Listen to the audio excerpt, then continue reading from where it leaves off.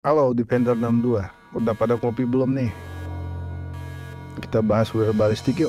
Nah, rudal balistik atau peluru kendali balistik yaitu peluru kendali yang terbang dalam ketinggian suborbit menempuh jalur balistik. Rudal balistik pertama itu V2 Bre yang dikembangkan oleh Jerman pada tahun 1930 berdasarkan perintah dari Walter Dornberger. Uji coba V2 yang pertama itu sukses, yaitu pada tanggal 3 Oktober 1942 dan mulai dioperasikan pada 6 September tahun 44. Sampai akhir perang pada Mei 1945, lebih dari 3.000 V2 telah ditembakkan oleh Jerman. Trayek dari rudal balistik terdiri dari 3 tahap B, yaitu tahap peluncuran, tahap terbang lepas, dan tahap memasuki kembali atmosfer bumi. Rudal balistik ini mampu diluncurkan dari lokasi tetap ataupun platform kendaraan peluncur seperti kendaraan darat, kapal perang, pesawat, dan kapal selam. Waktu yang dibutuhkan pada tahap peluncuran itu berkisar sekian puluh detik sampai beberapa menit. Ketika berada di suborbit dan tidak menggunakan dorongan lagi, rudal tersebut memasuki tahap terbang lepas. Agar dapat menjangkau wilayah yang jauh, rudal balistik umumnya diluncurkan sampai ke suborbit.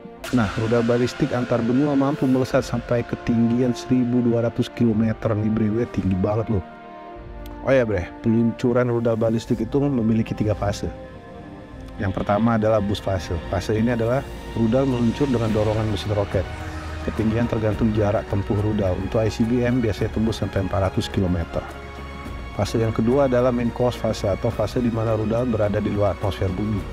Pada fase ini, rudal melepaskan re-entry vehicle yang dimilikinya ke target-target yang sudah ditentukan. Nah, terus yang ketiga adalah re-entry fase, fase di mana RT memasuki atmosfer. Rata-rata ketinggian di 100 km, kecepatannya juga rata-rata adalah 4 km per detik. Bayangin bre, 4 km per detik itu kalau kita lagi nyalain udut, belum sempat diisep tuh udut, rudal udah nyampe duluan loh. Rudal balistik itu terbagi atas beberapa jenis bre. Nggak semua rudal balistik itu jaraknya jauh sih, nggak ada pembagiannya.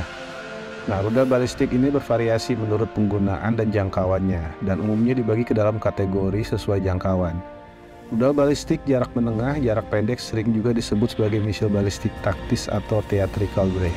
Nah, ada SRBM atau Short Range Ballistic Missile atau rudal balistik jarak pendek yang memiliki jangkauan kurang dari 1.000 km. Rudal jenis ini memiliki hulu ledak konvensional.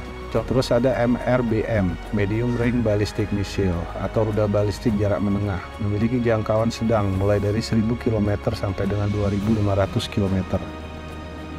Terus ada IRBM, Intermediate Range Ballistic Missile yang memiliki jangkauan sedang antara 2.500 km sampai dengan 3.500 km. Kemudian SCBM atau Subcontinental Ballistic Missile atau rudal balistik subbenua. Terus ada ICBM, yaitu Intercontinental Ballistic Missile atau rudal balistik antar benua yang memiliki jangkauan di atas 3.500 km. ICBM ini juga terbagi lagi bre. Nah, ini pembagiannya. Ada LRICBM atau Limited Range Intercontinental Mimin jangan belepotan kalau ngomong. Limited Range Intercontinental Ballistic Missile atau rudal balistik yang memiliki jarak sedang dari 3.500 sampai dengan 8.000 km.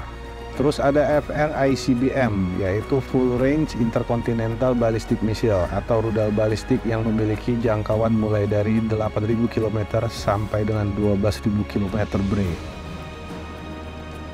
Masih ada lagi yaitu SLBM, adalah rudal balistik yang berbasiskan kapal selam. Itu kemana-mana kapal selam bawa rudal bre. Ngeri nggak?